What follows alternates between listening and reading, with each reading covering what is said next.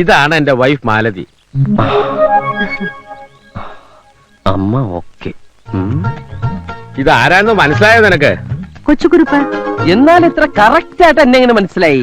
ഇത്തിരി ഉള്ളപ്പോ നിന്നെ കണ്ടതാണെങ്കിലും ആ ചായ എന്റെ മനസ്സിൽ നിന്ന് മാഞ്ഞിട്ടില്ല.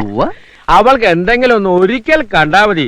നല്ല മെമ്മറിയാ. മമ്മിയുടെ മെമ്മറി കൊള്ളാം. താങ്ക്സ്. വീടെങ്ങനെ ഇഷ്ടപ്പെട്ടോ? പിന്നെ കളിക്കുന്നുണ്ട്. പിന്നെ മസനഗുഡിയിൽ 1000 ഏക്കർ ഏലത്തോട്ടം കൂടിയുണ്ട്. എല്ലാം എന്റെ മോളെ കെട്ടുന്നവനാ. എന്റെ ഭാഗ്യം. മോന് കുടിക്കാൻ എന്താ എടുക്കണ്ടേ? ചായയോ കാപ്പിയോ? ഊണിന്റെ നേരത്താണ് മമ്മി ചായയും കാപ്പിയും. മമ്മി ചെന്ന് ഊണെടുത്ത് വെച്ച്. അല്ല അങ്കിൾ. അതെ അതെ. അങ്കിൾ, മോള് നീ വരുന്നൂന്ന് പറഞ്ഞപ്പോ മുതൽ അവൾ ഒരുങ്ങാൻ തുടങ്ങിയതാ. മാലതി, അവളെ വിളിക്കടി. ഞാനിവിടെ താമസിക്കുന്നതിന് അങ്കിളിന് വല്ല വിരോധം? നെവർ. സന്തോഷേ ഉള്ളൂ.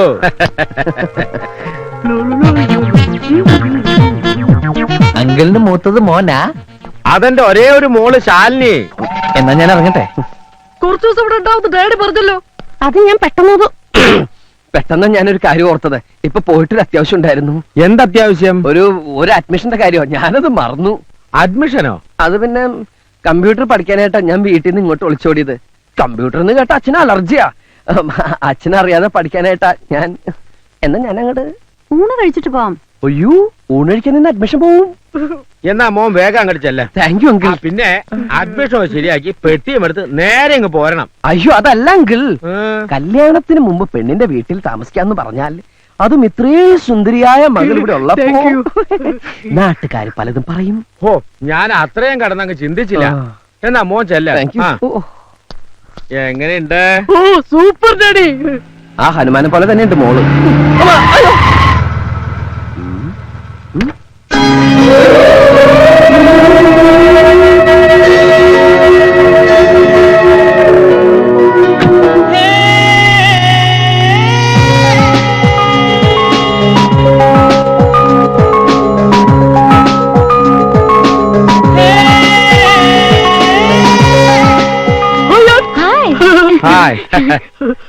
മോൻ പോയില്ല?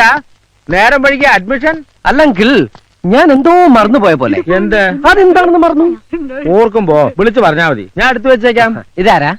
ഇതൊരു ഫ്രണ്ടാ, Pappi. Pappi? Hi Pappi. Hello, I am Karthik. കാർത്തിക്കോ? എന്റെ ഒഫീഷ്യൽ നെയിം അതാണ്. മനസ്സിലായില്ലേ? ഞാൻ ഫോണിൽ പറഞ്ഞ. ഓ, കൊച്ചുകുറുപ്പ്. സോറിടാ, ഐ ഫർഗോട്ട്. എന്നാ ഒരു പാർട്ടി കിട്ടി? അതിനൊന്നും തീരുമാനിച്ചിട്ടില്ലല്ലോ. നിങ്ങൾ എങ്ങനെ സംസാരിച്ചുകൊണ്ടിരുന്ന അവന്റെ അഡ്മിഷൻ? അല്ലെങ്കിൽ ഞാൻ ഊൺ കഴിച്ചിട്ട് പോയാലോ എന്ന് ആലോചിക്കുക. ആദ്യം അഡ്മിഷൻ, ഊണ് പിന്നെ ആകാലോ. പിന്നെ ആകാലേ. എന്നാ ഞാൻ അങ്ങടെ കുട്ടിയുടെ വീട് എവിടെയാ? Shastri Nagar, fourth street. ശാസ്ത്രി നഗർ. ഞാൻ ഇറങ്ങട്ടെ. അല്ല, കുട്ടി ഇപ്പൊ പുറത്തേക്കുണ്ടോ? ഇല്ല.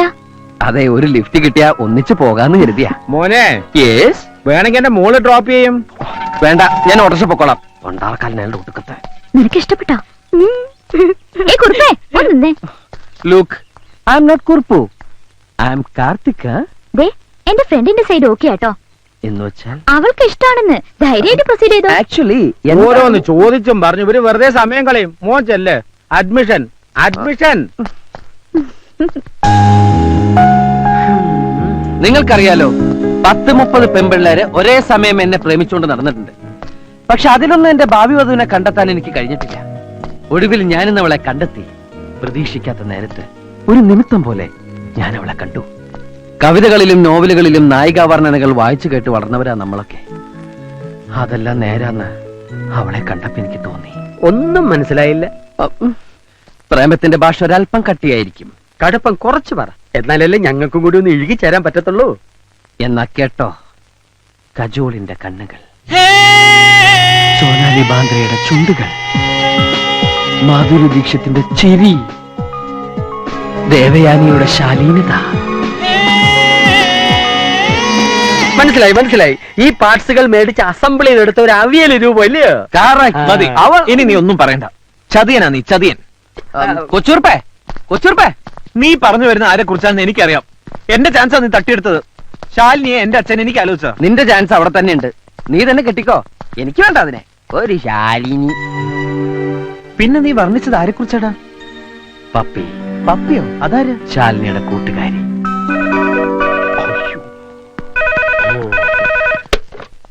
ഹലോ ഞാൻ ലതികയാ. ലതിക, ഞാൻ മരിച്ചു എന്ന് പറഞ്ഞേക്കൂ. അനിയൻകുട്ടി മരിച്ചു. Dead body? ഡെഡ് ബോഡിയോ? ബോഡി ഒരു പപ്പി കൊണ്ടുപോയി. Excuse me, Yes. ഇന്നു മുതൽ ഈ കുന്ത്രാണ്ട താനെടുത്തു. ആ നമ്പറുകളൊന്നും എനിക്ക് വേണ്ട. ഞാൻ എന്റെ പഴയ ലൈഫ് ഉപേക്ഷിച്ചു കഴിഞ്ഞു. മാത്രമല്ല എന്റെ പപ്പിയെ മനസ്സിൽ പ്രതിഷ്ഠിക്കുകയും ചെയ്തു. കൊച്ചുറുപ്പേ, പ്രതിഷ്ഠ കഴിഞ്ഞു. ഇനി പൂജ എന്ന് തുടങ്ങും. എല്ലാം തുടങ്ങിക്കഴിഞ്ഞു. ഒന്ന് കണ്ടപ്പോഴേ എത്ര പ്രേമാണെങ്കിൽ ചെന്ന് കാര്യം പറഞ്ഞൂടെ? പറയാമായിരുന്നു, പക്ഷെ നിന്റെ ആ ശിഖണ്ഡി എല്ലാം തൊലച്ചു. അവൾ എന്നെ പരിചയപ്പെടുത്തിയത് എങ്ങനെയാണെന്നറിയോ? ഇതാണ് എന്നെ കെട്ടാൻ പോണ ആളെന്ന്. പിന്നെ ഞാൻ എന്തു പറയും? ജയിലിൽ കിടന്ന പാമ്പിനെടുത്ത് സഭ്യത. ആ ശരി, പറയണില്ല. ആ മേനോന്റെ മോള് പാരയായില്ലേ? എന്റെ പ്രേമം തടസ്സപ്പെടുത്തുന്ന ഏത് പാരയും ഞാൻ തകർക്കും. അതിനുശേഷം ഞാൻ എന്റെ പപ്പിയെ വീഴിക്കും, പ്രേമിക്കും, കെട്ടും. എന്റെ കൊക്കിന് ജീവനുണ്ടെങ്കിൽ ഇത് നടന്നിരിക്കും. അല്ല, നീ നിന്റെ കൊക്ക് ചത്താല് നടക്കുകയല്ലേ? ആ കൊക്കല്ല, ഈ കൊക്ക്. ആഹാ. കളിയാക്കിക്കോ. എന്റെ കയ്യിൽ ഒരുപാട് നമ്പർ ഉണ്ട്. അതിലൊന്ന് ക്ലിക്കായാൽ ഞാൻ പിടിച്ചങ്ങ് കേറും. അങ്ങനെ അവളെ ഞാൻ സ്വന്തമാക്കും.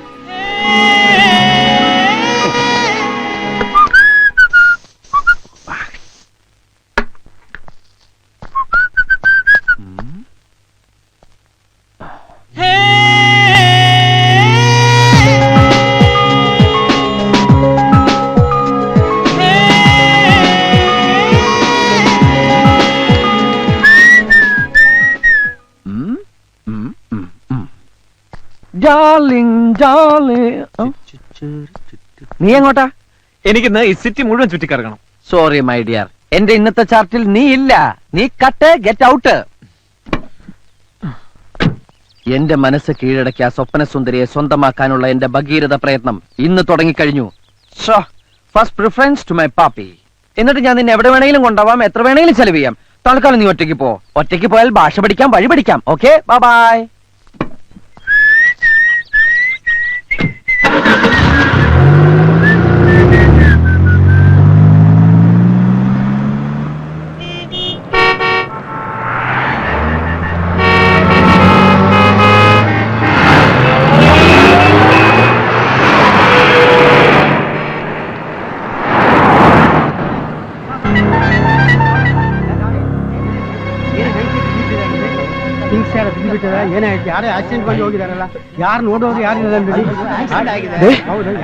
വണ്ടി അടിച്ച ഒരു സ്ത്രീ റോഡിൽ കിടക്കുമ്പോ എല്ലാരും നോക്കി നിൽക്കാ. എന്ത്?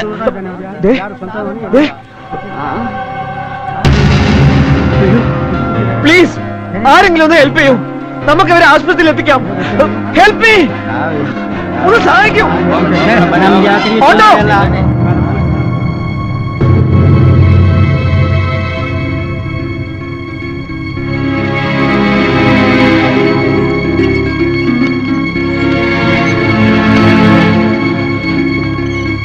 ಹೊತ್ತಿಗೆ ಸರಿಯಾಗಿ ಊಟ ಮಾಡು. ಓಕೆ?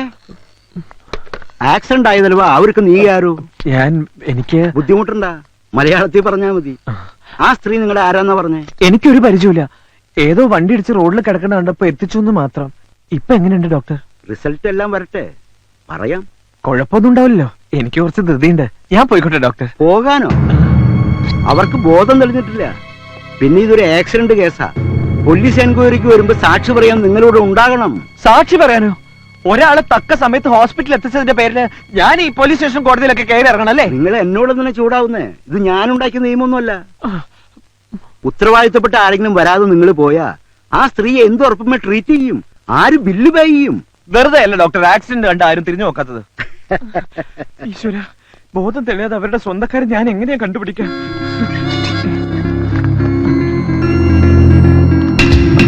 സുധാ വാര്യർ. ഡോക്ടർ, ഈ കാർഡിലൊരു അഡ്രസ്സും ഫോൺ നമ്പർ ഉണ്ട്. ഇത് അവരുടെ ആയിരിക്കോ? ആ നമ്പറിലൊന്ന് വിളിച്ചു നോക്ക്. ആ, വീട്ടുകാരെ പേടിപ്പിക്കാത്ത കാര്യം പറയണം. ഹലോ. സുധാ വാര്യരുടെ വീടല്ലേ? അതെ. കുട്ടി അവരുടെ ആരാ? Menon who speaking? അത് പിന്നെ പേര് പറഞ്ഞ എന്നെ അറിയില്ല. നിങ്ങൾ സുധാ വാര്യരുടെ മകളാണോ? സുധാ വാര്യർ അറിയോ? അവരെ അറിയില്ല. പിന്നെ നിങ്ങൾക്ക് എന്താ വേണ്ടത്?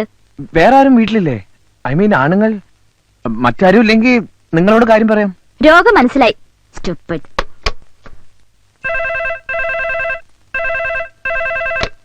What do you want? ദേഷ്യപ്പെടാതെ കേൾക്കണം. ഞാൻ പറയുന്നത് കേട്ട് പേടിക്കുകയും ചെയ്യരുത്. എന്താ നിങ്ങൾക്ക് പറയാനുള്ള വെച്ചാൽ പറയണം, otherwise I will inform police. സുധാവാര്യരുടെ വണ്ടി ഇടിച്ച് സീരിയസ് ആയിട്ട് സിറ്റി ഹോസ്പിറ്റലിൽ അഡ്മിറ്റ് ആയിരിക്കാം. ഇപ്പൊ ബോധമല്ല, എന്ത് സംഭവിക്കാം. Hello hello,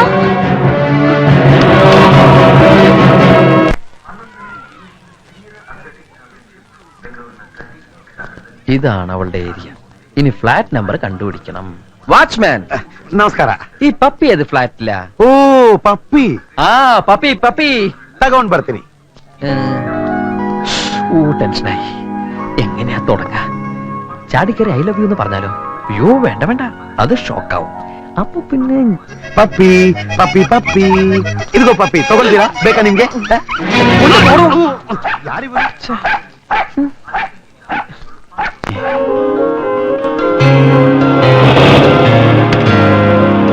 puppy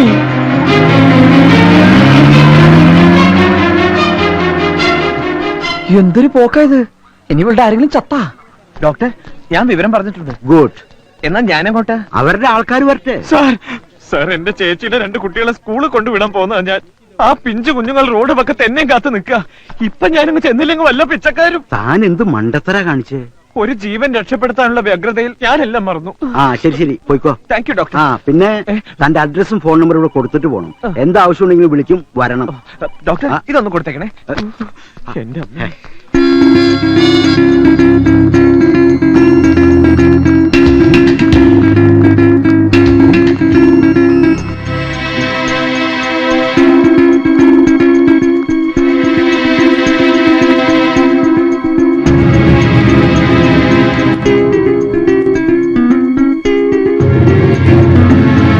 doctor, she's my aunty. Don't worry, തക്ക സമയത്തിന് ഇവിടെ എത്തിച്ചുകൊണ്ടൊന്നും പറ്റിയില്ല. Now she is getting conscious. ആരുടെ വണ്ടിയാ ഡോക്ടർ ഇടിച്ചത്? അതറിയില്ല. ആരാ ഇവിടെ എത്തിച്ചത്?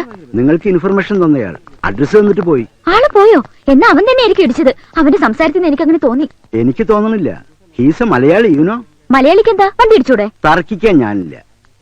ആദ്യം ആള് രക്ഷപ്പെട്ടതിന് ദൈവത്തിനോട് നന്ദി പറയൂ. അതല്ല, ഇനി അയാൾക്കെതിരെ എന്തെങ്കിലും പ്രശ്നം ഉണ്ടാക്കാനുള്ള ഉദ്ദേശമെങ്കിൽ അതായിക്കോട്ടെ. ലേശം മതി മതി. ദേ, നീ ഇതുവരെ എവിടെ പോയിക്കായിരുന്നു? ഞാൻ ആകെ പേടിച്ചു. ഭാഷയും വഴി അറിയാതെ ഒന്ന് ചുറ്റിയ ലക്ഷണം ഉണ്ടല്ലോ. അപ്പച്ചാ ഇവനൂടി വിളമ്പ്. ആ, ഞാൻ പിന്നെ കഴിച്ചോളാം. എടാ, ഞാൻ പോയ കാര്യം സക്സസ് ആയിട്ടോ. അവളുടെ വീട് കണ്ടുപിടിച്ചു, പക്ഷെ സംസാരിക്കാൻ പറ്റിയില്ല.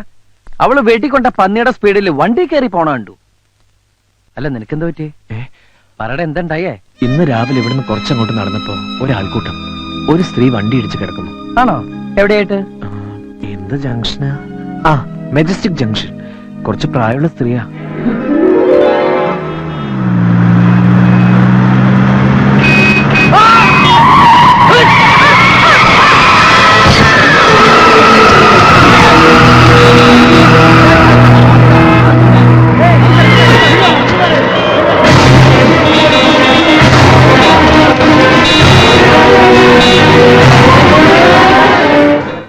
ദൈവമേ, എന്റെ വണ്ടിയാണല്ലോ ഇടിച്ചത്. എന്നാ ആരെങ്കിലും അവരെ ആസ്പത്രിയിൽ എത്തിക്കാൻ നോക്കണ്ടേ? അതുമില്ല.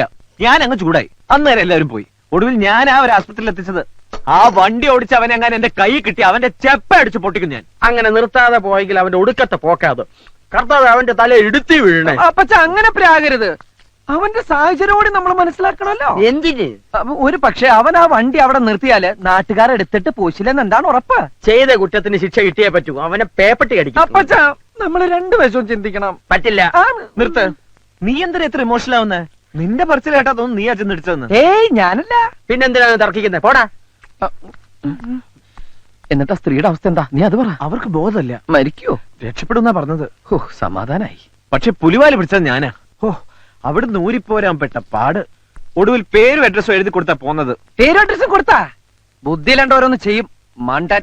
അവര് വല്ല കേസും കൊടുത്താൽ നീ കോടതി വരെ ഇറങ്ങേണ്ടി വരും. ചിലപ്പോ അകത്തും ആവും. അതറിയാം. എനിക്കിവിടെ കേസിനും വഴക്കിനും ദിവസം വരാൻ പറ്റുമോ? ഇല്ലല്ലോ. അതുകൊണ്ട് ഞാനൊരു എളുപ്പ വിദ്യ. എന്താ? നിന്റെ പേരും അഡ്രസ്സാ ഞാൻ കൊടുത്തത്. അത് കൊള്ളാം. എന്തിനാ എന്റെ അഡ്രസ് കൊടുത്ത്? എനിക്കിവിടെ അഡ്രസ് ഇല്ലാത്തതുകൊണ്ട്. ആ, അവന് ബുദ്ധിയുണ്ട്. ഫോൺ എടുക്ക്. തനിക്ക് പോയെടുത്താൽ എന്താ? നീ പെണ്ണ് കേസുകൾ വിട്ടതോടുകൂടി ഫോൺ എടുക്കാനുള്ള എന്റെ ഇൻട്രസ്റ്റ് പോയി. ഹലോ. ഹലോ, 68666887. ആണല്ലോ. അനിയൻകുട്ടിയാണോ? അതെ. ഒരു പാവ സ്ത്രീയെ വണ്ടി അടിച്ച് ഹോസ്പിറ്റലാക്കിയിട്ട് അവിടെ സുഖിച്ചിരിക്കാന്ന് താൻ കരുതണ്ട. വണ്ടി ഇടിച്ച കേസാണോ? അതെ. ആഹാ, അനിയൻകുട്ടിക്ക് കൊടുക്കാം. ഹലോ, നിങ്ങളെ ഞാൻ വെറുതെ വിടുന്നു കരുതണ്ട. എന്റെ ആന്റിക്ക് എന്തെങ്കിലും സംഭവിച്ചാ കൊലക്കുറ്റത്തിന് നിങ്ങളുടെ പേരിൽ കേസ് കൊടുക്കും ഞാൻ. ഹലോ, ഹലോ, കട്ടായി. എന്തു പറഞ്ഞു? അവള് കൊലക്കുറ്റത്തിന് കേസ് കൊടുക്കുന്നു. എന്നാൽ ഉടനെ നീ ആശുപത്രി ചെന്ന് നിന്റെ യഥാർത്ഥ പേരെഴുതി കൊടുക്ക്. എനിക്ക് കേസ് നടത്താനൊന്നും സമയമില്ല. ഇല്ലെങ്കിൽ ഞാൻ നിന്റെ പേര് കേസ് കൊടുക്കും. എടാ, ഞാൻ പറയുന്നത് നീ ഒന്നും പറയണ്ട. ഒന്ന് നിർത്തുന്നുണ്ടോ രണ്ടാളും? ഒരു വണ്ടി ഇടിച്ചതിന്റെ പേരിലല്ലേ ഇത്രയും പ്രശ്നം? എന്റെ ഈ വർഗീസ് പുണ്യാളാ, ആ വണ്ടി ഓടിച്ചോണ്ട് പോയവനെ മൂർഖം പാമ്പ് കടിച്ച് ആശുപത്രി കൊണ്ടുപോണ വഴിക്ക് വണ്ടിയും കൂടി ഇടിച്ച് ചാവണേ. വിഷമിക്കണ്ടടാ, ഞാൻ പ്രാവിയാ ഫലിക്കും.